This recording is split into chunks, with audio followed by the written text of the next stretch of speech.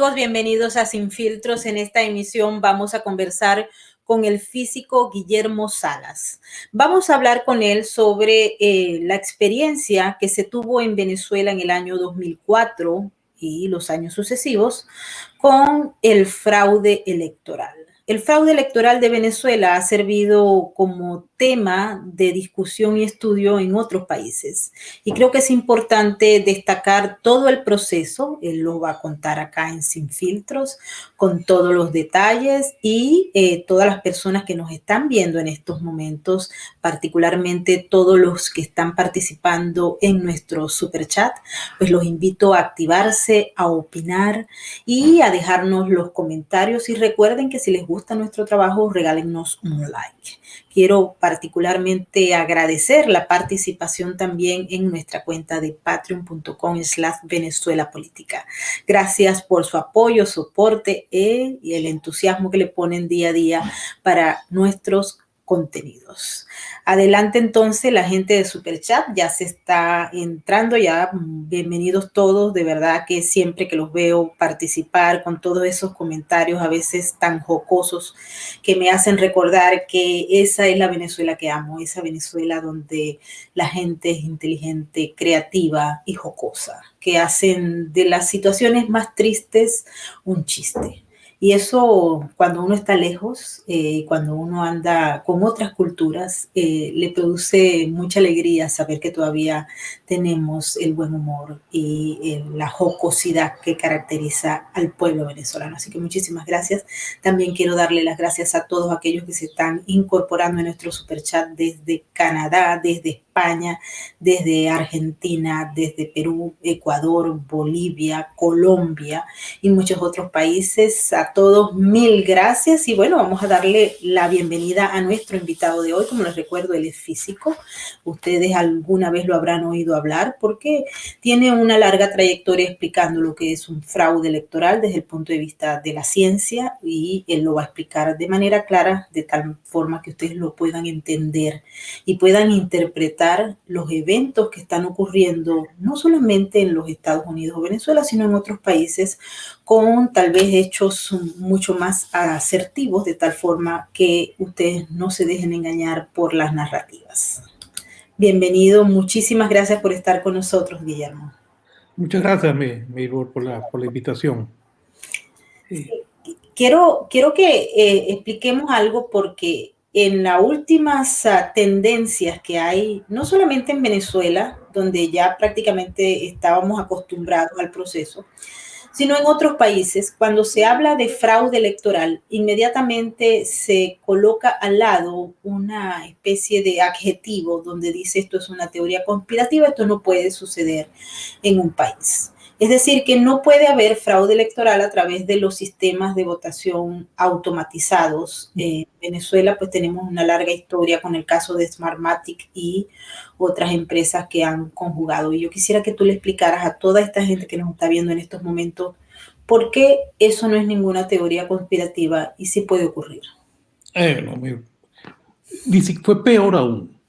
Fue que llegó en el momento en el que toda persona que atacara el sistema electrónico de votación que había impuesto Jorge Rodríguez, lo llamaban miembro del Servicio de Inteligencia cubano o antipatriota, que estaba dividiendo la oposición, un mil y una cosa. Entonces se formó una guerra incluso interna entre la oposición, entre lo que decía que el sistema era totalmente tramposo y un grupo que salió a defenderlo, que incluso ese grupo, el que defendía el sistema que impuso Jorge Rodríguez, era minúsculo, pero era el que tenía salida a todos los medios de comunicación. Lo otro era un tema vetado, nombrar fraude en la televisión o en los periódicos venezolanos era absolutamente un tema tabú. Entonces, bueno, el tema conspiranoico, a veces llaman a todos los que presentan esto, y precisamente eso es una de las cosas que está implícita en un fraude. Todo fraude electoral de cierto tamaño, ciertas características, llevan asociadas una conspiración. Entonces, la conspiración incluso se puede inferir a través de un método matemático que por cierto lo plantea en 2007 uno de los grupos matemáticos más importantes del mundo, que se llama Wolfram Research.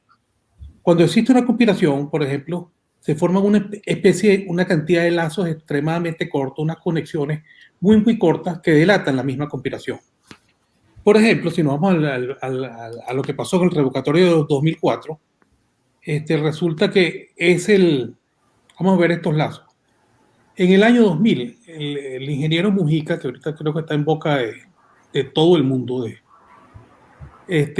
registra dos compañías. Registra una compañía que se llama Smartmatic en los Estados Unidos, en Boca Ratón, y otra compañía que se llama Pizza. Esa compañía Pizza son registradas el mismo día en planillas con números consecutivos y en la misma dirección que era la casa de sus padres en Boca Ratón.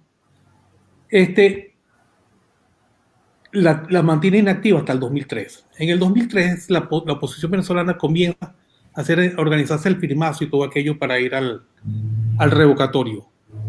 Entonces inmediatamente lo que sucede es que el gobierno venezolano a través de Foncrey compra la compañía que se llama Pizza. Se hace el mayor accionista de Pizza. Ya en enero del 2001, enero ya del 2004, unos meses después, nombra de director de Pizza, nombran a Omar Montilla Castillo. Omar Montilla Castillo era el viceministro de Chávez, viceministro del Ministerio de Ciencia y Tecnología. Entonces, esa era la compañía siamesa de Smartmatic, que estaba totalmente ligada al gobierno de Chávez. Son esas conexiones extremadamente cercanas que son injustificables desde el punto de vista de todo esto. Entonces, después, cuando viene la licitación para escoger las máquinas de votación que había impuesto un CNE que se había recién designado a dedo y de forma anticonstitucional, violando la Constitución por el TCJ, que dependía totalmente de Chávez, entonces impuso el voto electrónico y tenía que seleccionar una compañía para la automatización del voto. Ay, qué casualidad, la compañía el consorcio que sale ganador es el consorcio que conforma Smartmatic, Pizza y CanTV. Smartmatic lo que hace es pedirle a Olivetti que le fabrique unas máquinas de votación que en realidad era una transformación de unas máquinas de lotería que ellas hacían. Lo más importante que es el software, que se está hablando ahorita mucho del software de Smartmatic a través del mundo. El software en realidad lo diseña la compañía Pizza, porque es la que le tocaba. O sea que el software que corría en las máquinas lo diseñaba, el encargado era el viceministro de Chávez. Y encima este señor, el papá de Omar Montilla Castillo, se llamaba Omar Montilla y era el secretario del Consejo Ministro de Chávez. En otra palabra, quien programó las máquinas donde votaron los venezolanos era el hijo del secretario del Consejo Ministro de Chávez y era el viceministro de Chávez, el encargado de programar las máquinas de Smartmatic. Por supuesto, se fue a la votación y fue una cosa pero vulgar, o sea, fue una cosa vulgar. Las máquinas agarraron, se conectaron a intranet, igualito que las americanas ahorita se conectan a intranet, y después de que la conexión terminó, las máquinas emitían una papeleta con los resultados. O sea, bajo ese esquema, perfectamente, los votos, en vez de que las máquinas mandaban los votos, podía ser al revés. Tranquilamente, fue que después de la conexión esa, las máquinas recibían la instrucción del servidor central de qué resultado tenían que poner. Eso fue absolutamente grotesco. Después esto siguió complicándose un poco. Esa misma noche supuestamente se iban a auditar 199 máquinas. El 1% de las máquinas eran 19.000 máquinas de votación y se iban a auditar el 1% de las máquinas de votación, que equivalen a 199, escogiéndose al azar. Se escogían 199 máquinas al azar y se procedía a comparar el resultado de las papeletas que estaban en las urnas con el de las actas de resultados. El Centro Carter asistió a 6 de esas auditorías que supuestamente se iban a hacer. De esas 6 que se iban a hacer, en 5 los auditores designados por el CNE impidieron que se realizara la auditoría. Y en solo una, se hizo el conteo de los votos y lo más revelador de todo, que en la que se permitió, el resultado coincidió perfectamente, el de las papeletas con el de las máquinas. Entonces, fíjate, Maybor, que esto es bien, bien revelador y bien interesante. Nos permiten, supuestamente, nada más el universo que iba a ver el centro Carter, de las 6 máquinas de votación. De las 6 máquinas de votación, en 5 se nos niegan, le dice está prohibido ver, no se puede ver, y se niegan a abrir las cajas. Por algo se deberían abrir las cajas. Y lo más revelador aún es que la única que nos permitieron abrir, el resultado coincidió perfectamente. Lo mismo pasó con las 199 máquinas que se iban a auditar. De las 199 que se iban a auditar, lo dice Ezequiel Zamora en su carta de renuncia, que es una joya para entender lo que pasó en ese referéndum.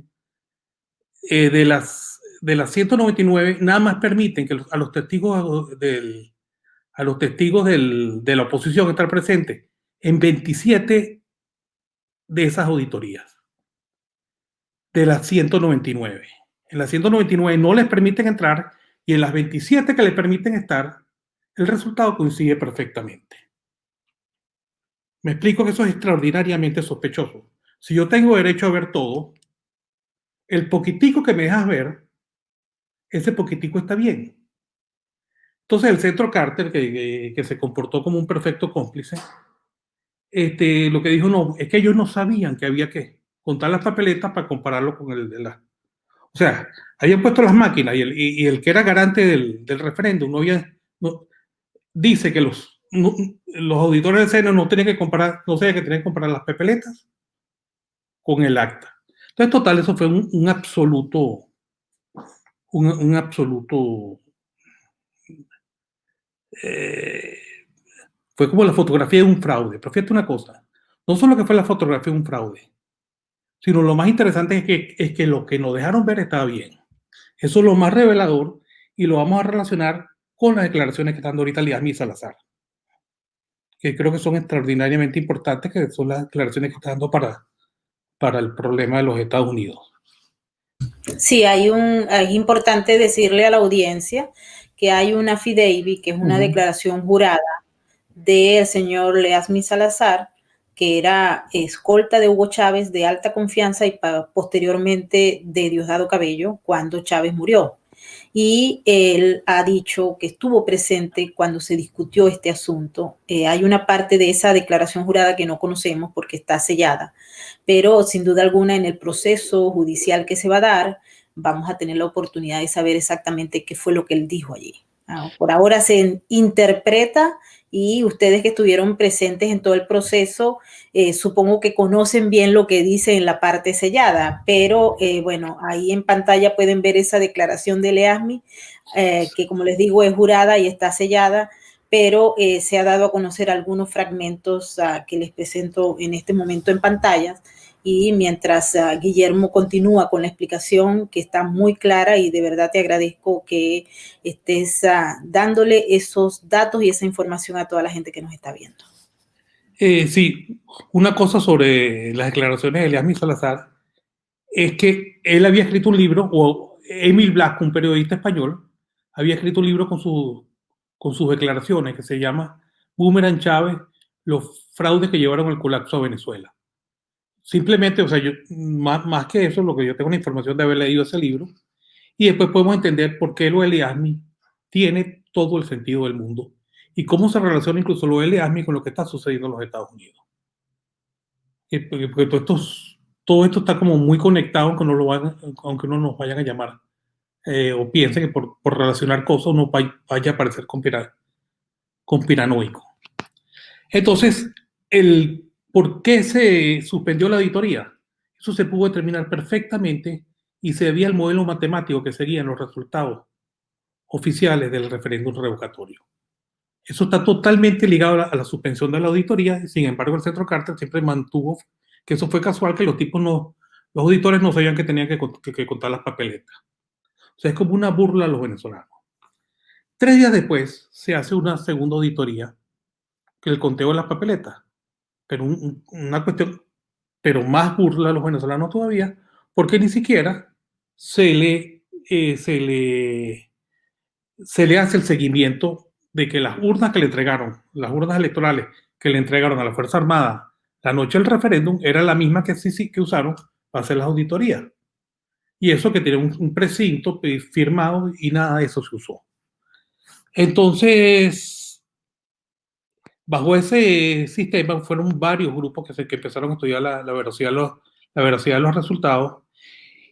Y el primer trabajo verdaderamente contundente, que puede ser una demostración del fraude bien robusto, que hizo Irma y Mico sobre la ley de Benford del segundo dígito de los votos no.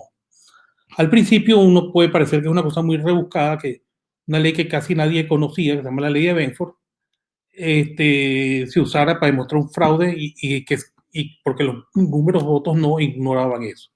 Bueno, con el tiempo, esta ley de Benford se ha convertido en la herramienta primera para descubrir todo tipo de fraude. Y fue la herramienta con la que descubrieron el caso Enron. Y ahorita, a toda elección, lo primero que le hacen es esta prueba para ver si son o no fraudulentos los resultados.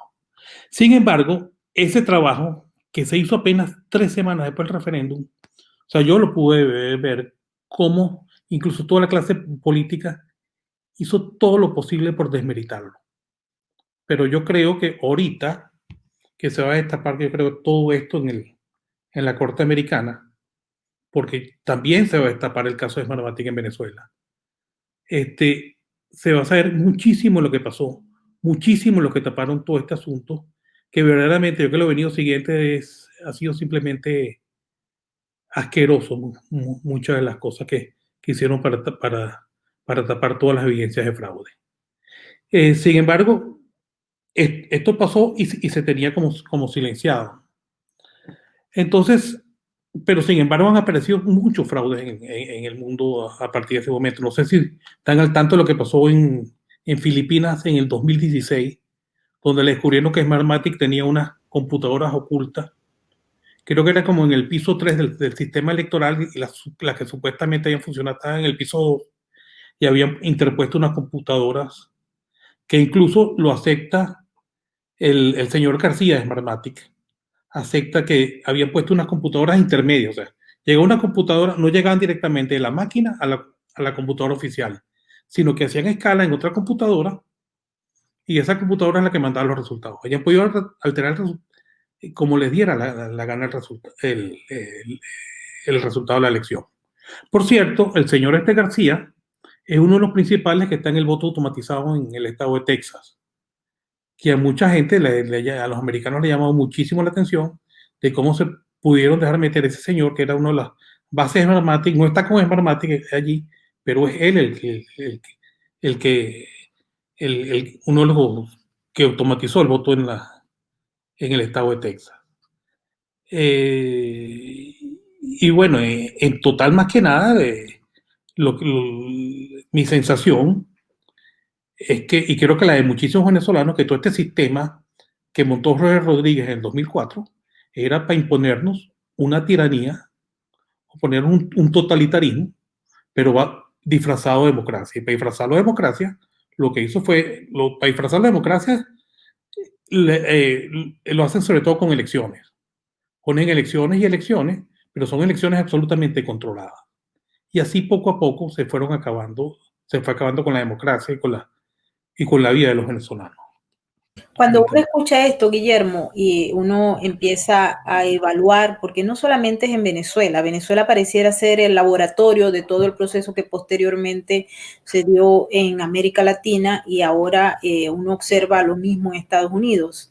Y es el hecho de que se crearon todos los elementos que se requerían para que se creara un modelo, un proceso prácticamente de dictadura, pero bañado con todos los elementos que hacen que parezca una democracia. Recuerdo también que en el caso de Venezuela se acompañó este proceso de Smartmatic y de todo lo que podría, o muchos expertos llaman fraude electoral, con, por ejemplo, empresas encuestadoras que acompañaban a todo el procedimiento y que tenían una vinculación con el régimen. Muchos de las encuestas, yo era reportera en Caracas, de uno de los principales periódicos en Venezuela para la época, que hoy día, por cierto, no existe sino digital. Y uno sabía que allá había una manipulación de la opinión pública en base a unas encuestas que estaban falsificadas, que se habían creado en una oficina por cierto, del centro de Caracas, donde yo solía ir a trabajar diariamente. En esas encuestas se empezaba a perfilar los ganadores y se seguía con una rutina.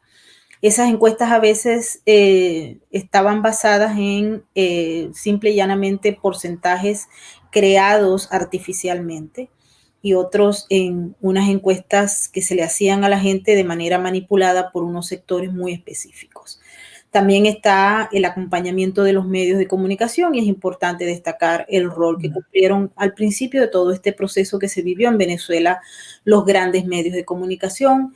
No les tengo que contar a todos los venezolanos, ustedes saben muy bien cómo fue el comportamiento de esos grandes medios y de los principales opinadores de la época, donde justamente todos aquellos que señalaron, recuerdo que Súmate estaba levantando la voz de alerta sobre lo que podría ellos consideraban un fraude electoral y la gente, en lugar de averiguar en las instituciones, en lugar de hacer el trabajo que debían hacer para clarificar ante la sociedad lo que estaba ocurriendo, prefirieron silenciarlos o criticarlos y ahora pues llamarlos conspiranoicos o alarmistas o mentirosos o pagados por una gente que uno no sabía. Bueno, tú dices que el G2, un cubano que justamente creo que participaba en el otro bando, ¿no? Y así se impuso el asunto, ¿no? En Bolivia uno observa que hay movimientos que dicen exactamente lo mismo, ¿no? En algunos otros países, fíjate que tuve la oportunidad de escuchar la semana pasada discusiones que se dieron en Colombia, en el Congreso, donde se está justamente aprobando las leyes para los votos automáticos con máquinas. Y hay algunas voces que dicen, miren lo que pasó en Venezuela con esto, o sea, vamos a prestarle atención, pero parecía que todo el mundo está sordo o no quieren entender. Lo de Filipinas también es un ejemplo importante. Estas discusiones también se dieron, por cierto, en El Salvador, donde se presentaron estas mismas máquinas y todo el proceso más o menos igual a lo que se vivió en Venezuela. Allá hubo voces críticas, voces que ya conocían lo que estaba ocurriendo, pero bueno, no tuvieron mucho éxito que se diga, ¿no? Te quería preguntar, Guillermo, ¿se puede demostrar un fraude frente a una corte, por ejemplo, donde los jueces sean realmente jueces y no partidarios de un partido político? Claro que sí, definitivamente. Fíjate, incluso hace como 2 o 3 años, Adriana Vigilanza introdujo un recurso ante el Tribunal Supremo en el exilio sobre este tema. Es bien interesante que ninguno de los magistrados creían en la tesis del fraude electoral. Ninguno de ellos. Y después que oyeron todo, o sea, no tuvieron el bloqueo de los medios, ¿no? Sino se sentaron a escuchar todas las cosas. Simplemente hicieron una decisión del Tribunal Supremo en el exilio, el legítimo, prohibiendo el voto electrónico, exigiendo que se auditara el registro electoral y así poniendo una serie de condiciones para que pudiera haber unas elecciones en Venezuela. Desgraciadamente como que no han sido oídos ni siquiera por los medios nacionales, porque nunca lo he visto en un medio nacional hablando de esta decisión. Incluso algunos de los magistrados, después de haber oído todo lo que oyó, dijo, no, aquí también hace falta meter el caso penal. Entonces, definitivamente sí se puede, incluso con hay muchos crímenes que se resuelven con estadística y las pruebas son estadísticas y valen se llaman pasajes en análisis bayesiano, entre ellas la primera prueba estadística siempre es ahorita las pruebas de ADN, que en el fondo son estadísticas o sea, el fondo y las valen como pruebas los tribunales americanos. Y además de una serie de hechos, los juicios funcionan por el cúmulo indiciario, la cantidad de indicios, entonces el jurado decide si es culpable o es inocente. Nadie en un crimen ve la persona que dispara y que la bala entra en el corazón de la otra persona. Eso no sale. Lo que siempre hay un cúmulo de indicios y el jurado, si el cúmulo de indicios le parece contundente, decide que es culpable o inocente. Yo creo que en el caso venezolano, y creo que van a salir a la luz pública en la Corte Americana, se van a sacar todas las pruebas que hay en el fraude contra Smartmatic. Fíjate, por ejemplo, Maybor, y que no se dijo. ¿Tú te acuerdas que supuestamente la primera gran victoria de la oposición, que fue el 2 de diciembre del 2007, en el referéndum para el cambio presidencial, no te fijas que en el primero que supuestamente gana la oposición, qué casualidad, no entregan los resultados de las máquinas? ¿No te acuerdas de esos resultados? Nunca los entregaron, que eran 1.800.000 votos que los mantuvieron retenidos. Eso pasó, la elección esta fue el domingo, en la madrugada, Tibisay habla y dice que el resultado es irreversible, o sea, ya sabía que no lo iba a entregar, porque habían demasiadas presiones militares para que no se robara esa elección, en la que entiendo que participó Baduel mandando, diciendo que que no se permitía eso. Entonces dicen, estos son los resultados y son irreversibles. Era una diferencia de 120.000 votos y faltaban 1.800.000 votos por escrutar. O sea, simplemente nos veían cara de gafos o nos vieron cara de gafos. Entonces agarra a todas estas. Vicente Díaz convoca una reunión en el Tamanaco con los partidos políticos el miércoles siguiente y les explica la situación, que no pueden sumar el resto de los votos porque el gobierno prefiere que no se sume el gobierno que prefería perder. Entonces logran un acuerdo allí, o eso fue el martes, no, eso fue el miércoles, que se reúnen en el Hotel Tamanaco. Y entonces ya logran un acuerdo de silencio. Eso me lo contó, esa reunión me la contó John Coicochea, me la contó Freddy Guevara y me la compró el mismo Vicente Rodríguez, Vicente Díaz, que él fue supuestamente el convocante de la reunión. Incluso Vicente Díaz me lo dijo con orgullo, no hice bien en parar ese 1.800.000 votos. Y me pregunta, ¿y si el 1.800.000 votos entra, qué pasa? Porque uno le sigue el histórico a los votos que faltaron. Y claramente, si entran esos 1.800.000 votos, le da la vuelta y Chávez ganaba aquel referéndum. Simplemente Chávez da un paso atrás porque se enteró esa noche que no le iban a permitir al ejército seguir, da un paso atrás, limpia el ejército, mete preso a Baduel y un poco de militares y después en el 2009 vuelve a prueba prácticamente lo que más le interesaba de ese referéndum, que era la reelección indefinida. El viernes, después de aquel referéndum, zumban un segundo boletín absolutamente disparatado, absolutamente incompatible con el primero, y la gente, los medios, todo lo que hacen es callar y acallar eso. Nunca tocaron eso. Es un tema para que es el descaro de un sistema, el mejor sistema del mundo, el más automatizado, y si le da la gana, elimina 1.800.000 votos. Y encima el sistema, quien lo controla, es el chavismo y por intermedio de Jorge Rodríguez. Entonces, ¿quién puede esperar que enfrentarse a ese sistema de votación?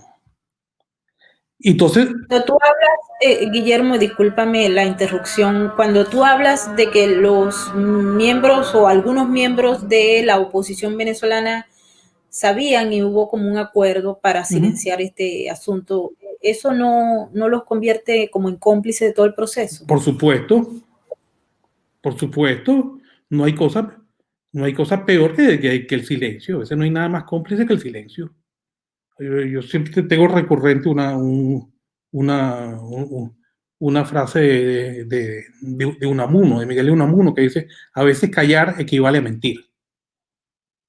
Y eso lo saben. Ajá. Estoy de acuerdo con eso. Ajá. Y es así. Lo que pasa es que ha sido la complicidad. Si no fuera por la complicidad de muchos, Venezuela no hubiera llegado donde llegó. Eso requirió de muchas complicidades. Eso por un lado. Eso en cuanto a ese tema del descaro, o sea, que ya la que nos gana y nadie se da cuenta es que faltaron 1.800.000 votos.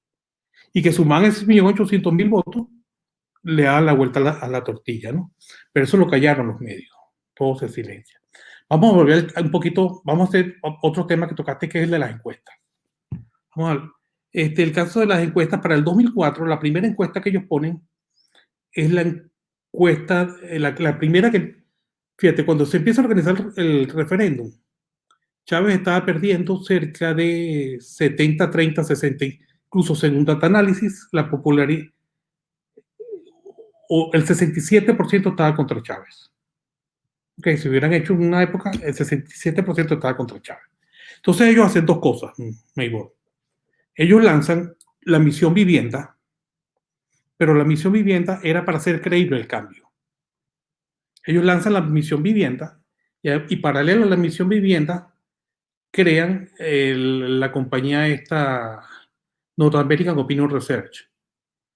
Entonces North American Opinion Research empieza a dar resultados. La North American Opinion Research, ella tenía la misma sede en Miami que PetroTulsa. PetroTulsa era una compañía que le hacía trabajo a PDVSA totalmente ligada al chavismo. Y no solo que la tenía la misma en Miami, sino que también tenían la misma sede en Caracas, en una torre de Chacaíto. O sea que en el fondo era esa misma. Entonces, esa empieza a dar resultados que poco a poco, del 67% en contra de Chávez, ella va transformando poco a poco hasta que sea 60% a favor de Chávez. No sé si has visto el documental Conexiones Peligrosas, donde se pone esto y como todas, va primero la North American Opinion Research y después van muchas otras detrás de esa encuesta, como por ejemplo Data Analysis, que es totalmente así. Entonces, recuerdo una vez hablando con Julio Borges, entonces Julio Borges me dice no, que él sabía que no se podía creer en North American Opinion Research, porque en el fondo, y además, pese a ese nombre, fue registrado por unos venezolanos muy cercanos al chavismo. Entonces yo le dije, pero Julio, ¿cómo? Pero que él creía en Data Analysis.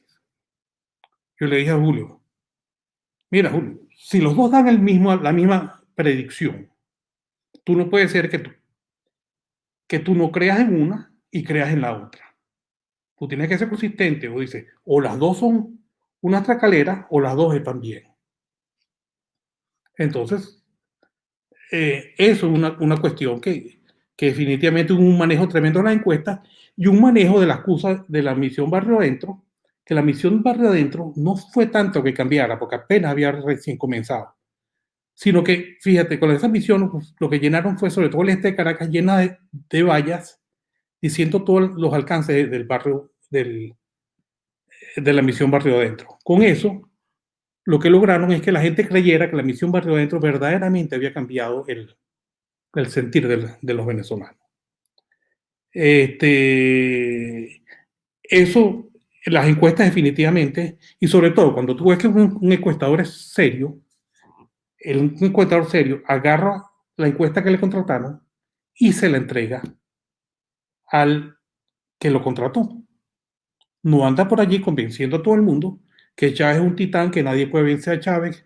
Aparece en cuanta entrevista, incluso en programas cómicos, diciendo que nadie le puede ganar a Chávez. Eso no es un encuestador. Eso es un agente para crear una matriz de opinión, que es una cosa muy distinta a un encuestador. Eso por otra parte. Y después también tocaste el tema de la expansión de Smartmatic.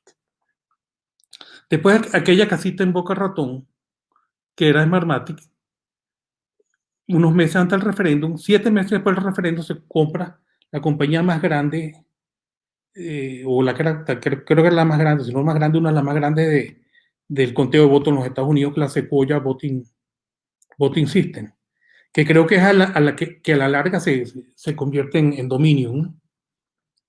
Entonces, todo eso está como demasiado ligado, ¿no? Entonces, solo 7 meses después hace eso y después se empieza a expandir por toda América Latina esa compañía. Agarra los sistemas de identificación biométrica en México, Bolivia, y empieza a hacer elecciones. Por ejemplo, la reelección de Dilma, para la reelección de Dilma, ellos agarran justo antes de la reelección, Dilma estaba muy mal. Dilma cambia el presidente del organismo electoral boliviano y pone uno del Partido de los Trabajadores. A los 15 días que pone el del Partido de los Trabajadores, violando todas las leyes de licitación, quita las máquinas de votación que habían en Brasil y contrata Smartmatic. Y contrata Smartmatic, entonces vuelve a ganar Dilma Rousseff. Entonces es algo bien, bien complejo y eso ha pasado igualito, muy parecido en Ecuador, que también el sistema de votación al final voltea el resultado. Apareció en Bolivia, la investigación de la OEA fue extraordinaria. Encontraron una red de servidores gigantesca que cambiaban los votos a distancia y de forma selectiva. Y todo eso es, creo que sobre todo es algo inaceptable absolutamente. Y, no, dime, Igor. Sí, no, te quería preguntar justamente eso, porque uno de los temas de discusión en estos momentos es si ese sistema de votación permite que haya servidores en terceros países que sean capaces de generar el cambio para luego reenviarlo. Esto es importante porque hay una discusión, obviamente una parte de los medios la ha silenciado y otros la han criticado y calificado justamente de conspiranoico. Pero te quiero preguntar, desde el punto de vista matemático, ¿se puede sacar los servidores fuera del país, hacer el proceso? Aquí se ha hablado de Alemania, se ha hablado de Barcelona, España, y reenviarlos ya transformados. En Venezuela recuerdo que hubo una discusión en Cerrone, porque muchos la callaban, de que eso se hacía en Cuba, en La Habana. No sé si eso tiene alguna base que se pueda probar. Okay. Mire, hay algo que realmente no me calza, me parece como hasta traído por los pelos que la información iba a España y en España cambiaba los votos. Yo creo que no hace falta llevarla tan lejos, ¿no? Y en Venezuela tampoco hace falta llevarla hasta Cuba. Con llevarla a la Universidad Bolivariana le bastaba y le sobraba. ¿Ok? Y como mucha información de la parte electoral, ya desde el referéndum, incluso referido en el informe del Centro Carter, pasaba por la Universidad Bolivariana. Entonces, por supuesto, lo que tú tienes salida, en lo que tú le das un sistema, le das alguna conexión por alguna vía, que en el caso de Venezuela, obviamente es a través del sistema Cactahuella, porque inicialmente te ponían la Cactahuella, recuerda, ponen una máquina electoral a pocos metros de la máquina de votación, ponen una laptop que está conectada a un sistema que está todo el tiempo transmitiendo. En los primeros años, a las laptops le conectaban unas antenas satelitales. O sea, cada centro de votación le conectaba una antena satelital conectada a la laptop. Eso tenía que ser para algo. Y eso le da la posibilidad de conectarse con la máquina inalámbrica, la laptop y la antena satelital. Después que expropian CanTV, después que ellos expropian CanTV, entonces quitan las antenas satelitales que son muy aparatosas y dejan las laptops con unas antenitas pequeñitas pegadas al lado de las máquinas de votación, o sea que están todo el tiempo transmitiendo información fuera del centro electoral. Bajo el supuesto del no fraude electrónico, eso no tuviera ninguna razón de ser. Sin embargo, todo es un tema que se acalla. ¿Okay? Se acalla porque la sobre tecnificación del sistema electoral venezolano bien podría ser para que el voto sea más seguro, o porque el chavismo nos quiso ayudar a contar los votos, para que no nos molestásemos nosotros en contar los votos, o que todos esos artilugios electrónicos no están ahí para automatizar el voto y darle seguridad, sino para justamente para automatizar el fraude. Y ese es el gran problema. Por otro lado, fue muy interesante lo que pasó en las elecciones Capriles contra Maduro, que esa es a la que se refiere Eliasmir Salazar. La gente que estaba por la mesa de la unidad, por el comando de Capriles en la sala de totalización, ellos ven que hasta las 7:30 de la noche estaba ganando Capriles, todos los votos que entraban. A esa hora aparece un pico gigantesco en la cantidad de información que entraba, totalmente injustificado el pico, y las actas que entran de allí en adelante son las que le dan el triunfo a Nicolás Maduro. Eso concuerda perfectamente con las declaraciones de Eliasmir Salazar, que dice que hay un sistema de control, que él lo vio, a través del cual saber cuántos votos faltan y cuántos le pueden inyectar. Porque el voto electrónico es deja demasiados caminos para fraudes masivos y colosales. Esto también se está criticando un poco en el caso americano. Incluso unos técnicos en ciberseguridad en enero del 2020, de enero de este año, ellos alertaron de que las máquinas de votación de varias compañías, todas tenían modem interno. O sea que podía la máquina estar conectada a internet todo el tiempo. Y eso les causó tremenda preocupación.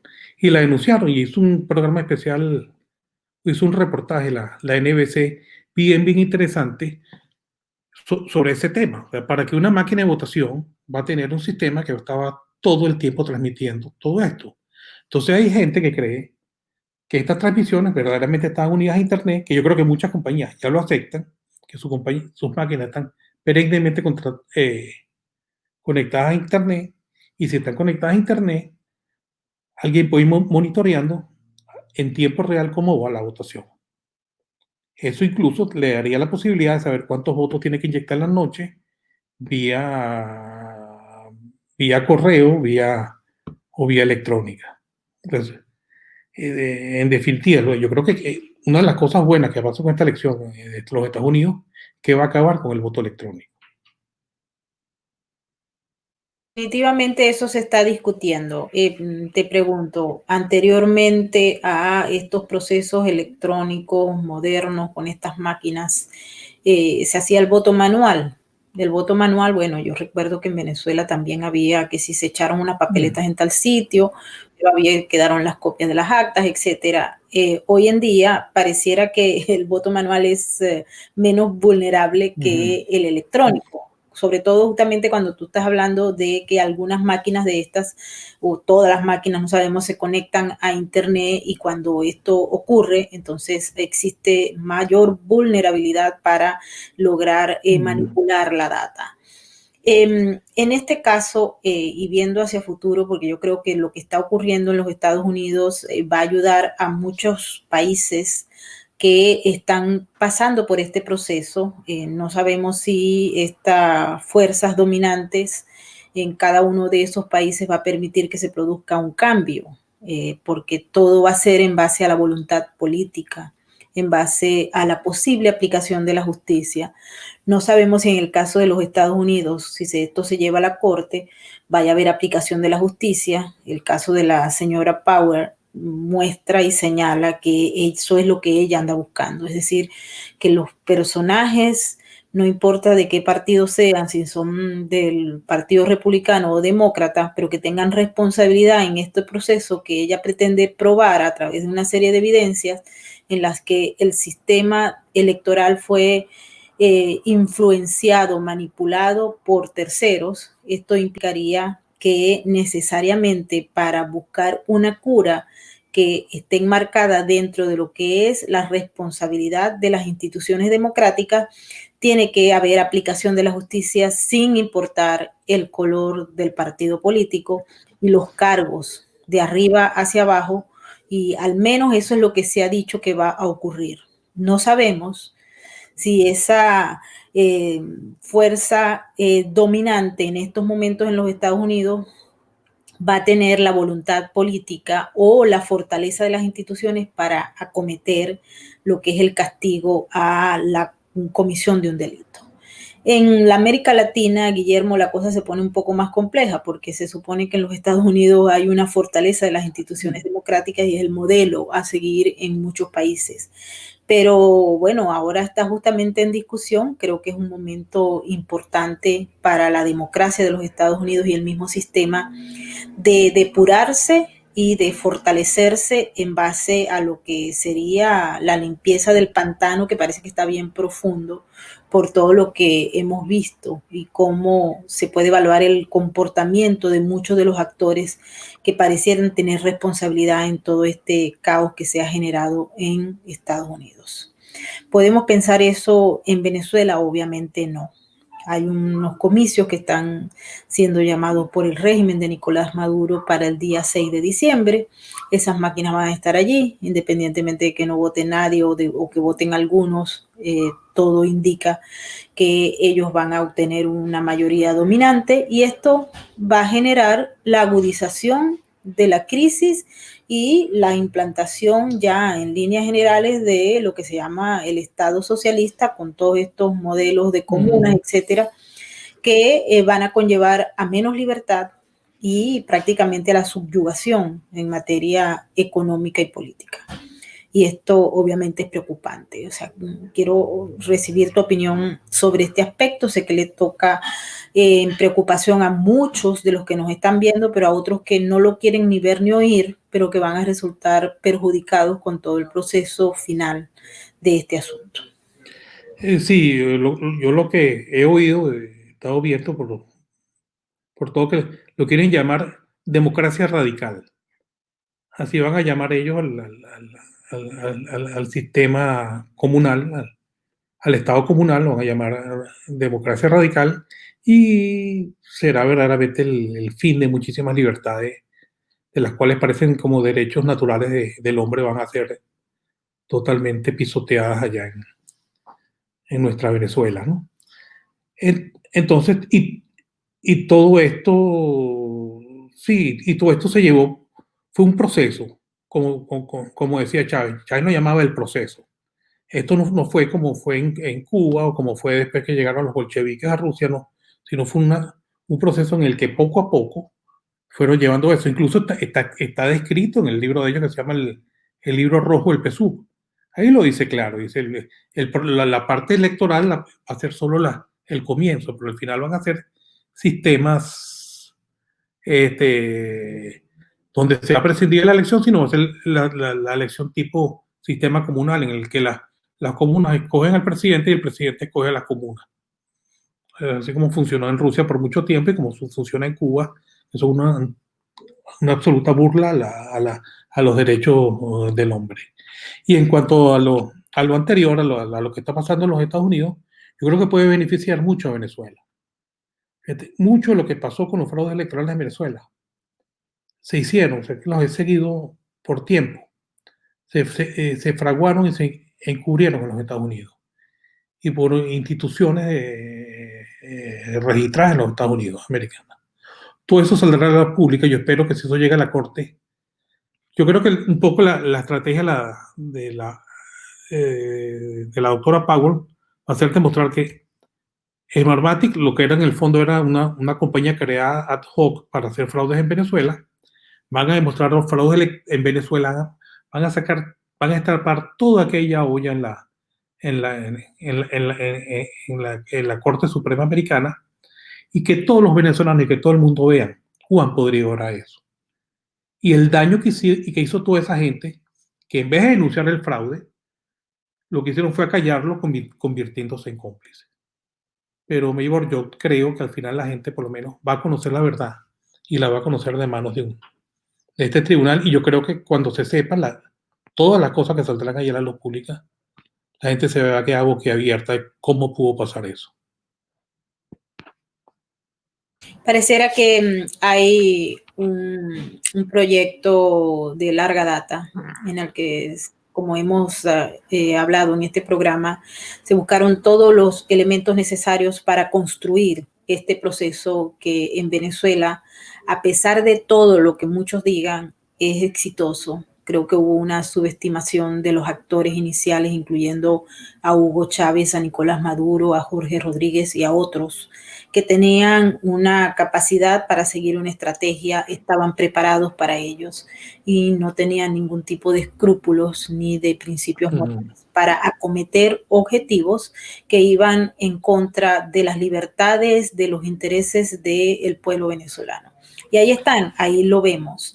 Y también la complicidad de medios de comunicación, de empresas encuestadoras, de opinadores, de grupos políticos importantes que unos se beneficiaron, otros perdieron todo, pero unos nuevos surgieron en base a la sombra de este sistema que luce imperante en Venezuela y en muchos países de América Latina. La visión pesimista pareciera que se posa sobre muchos de los que están observando estos acontecimientos en estos momentos. Porque en la medida en que se ha tratado de luchar contra estas élites dominantes que tienen intereses oscuros, en esa misma medida se ha observado cómo hay fracaso tras fracaso. En el caso de Venezuela, se apunta hacia un nuevo líder, el nuevo líder fracasa o es tocado, neutralizado por estas mismas fuerzas y así sigue. Hemos visto cuántos candidatos de la oposición que se han venido presentando como salvadores y posteriormente pasan a ser de la misma línea o simple y llanamente silenciados o neutralizados. Entonces, la esperanza de muchos se merma en función de los acontecimientos que ocurren y de la posición firme de todos estos sistemas a seguir adelante sin importar qué. Hoy en día Venezuela es la Siria de América Latina, con millones de personas en el exilio, con una merma importante de todo lo que han sido las libertades económicas e individuales de la sociedad venezolana y, por supuesto, de más está decir que una aguda crisis económica producto de el fracaso de las políticas socialistas, pero también de la corrupción y el crimen organizado. Esto nos lleva de verdad a una visión preocupante desde afuera y desesperanzadora desde adentro. ¿Cómo le puedes tú inyectar un cierto grado de esperanza o de optimismo a todas estas personas que nos están viendo y a quienes aprecio todos sus comentarios, sus opiniones, y que piensan que pareciera que todo está perdido, ¿no? Que no hay salida? Ese pesimismo también se posa sobre otras latitudes, otros países. Hablo diariamente con mis amigos en España, con mis amigos en Francia, que también están preocupados, pero también en Bolivia, en Chile, en Argentina, en Brasil, en Nicaragua, ni hablar. ¿Qué le decimos? Yo que la única o la buena noticia, sí, aquí hubo un problema terrible. Y es que el liderazgo opositor no supo entender lo que estaba pasando, o prefirió no entenderlo. Prefirió haciendo la política normal, hacer el proselitismo político para conseguir votos, como si se estuvieran hablando de una elección entre Raúl León y Caldera en la década de los 60 o 70, ¿no? No, y eso fue terrible. Y aquí lo que habían era el fraude electoral es solo una pata de esto. Por mucho tiempo hubo lo que es un inmenso fraude político, que era no llamar a lo que era la instauración por pasos o sea, la instauración por cuotas de un sistema totalitarista, de un régimen totalitario. Entonces lo llamaron democracia deficitaria y los más académicos lo llamaron autoritarismo competitivo. No, el señor no es un dictador. Él es autoritario, pero autoritarismo, lo que es gritón, pero no, él no llega a ser dictador. Y eso incluso lo sostienen todavía alguno que otro politólogo, creo que absolutamente huido de la realidad. Y creo que incluso creo que el pueblo venezolano de a pie ha estado mucho más claro que el liderazgo político. Eso por un lado. Después aquí también otro fraude jurídico que nadie lo denunció. El fraude jurídico empezó incluso cuando ellos llaman al proceso constituyente, destituyen la asamblea, acaban con la Corte Suprema de Justicia, nombran a los miembros de la Corte de Justicia a dedo.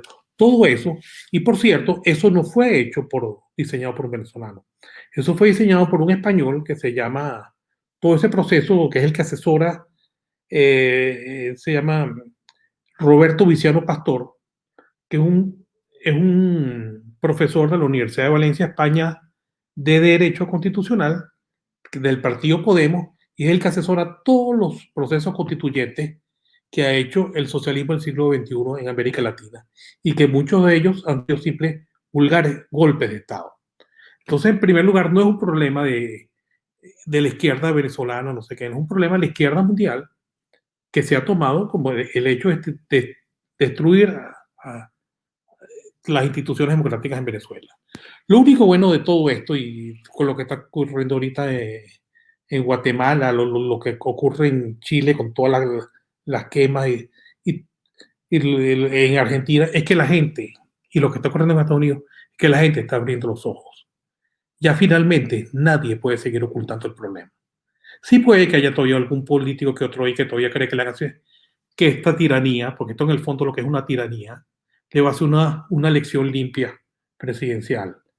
Yo creo que ya el pueblo venezolano por lo menos está claro y el mundo cada vez está claro. Y yo creo que la forma o lo que deberían buscar los venezolanos es explicarle que este problema no es solo de los venezolanos.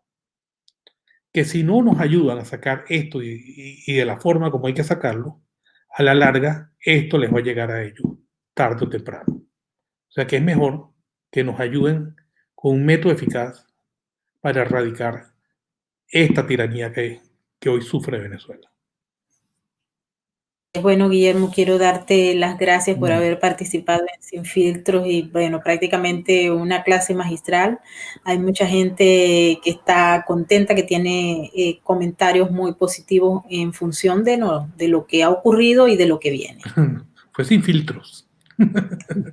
Así es, Sin Filtros. Y bueno, quiero darle las gracias a todos aquellos que han participado en nuestro super chat. Recuerden que para nosotros es muy importante todos sus comentarios, sus opiniones.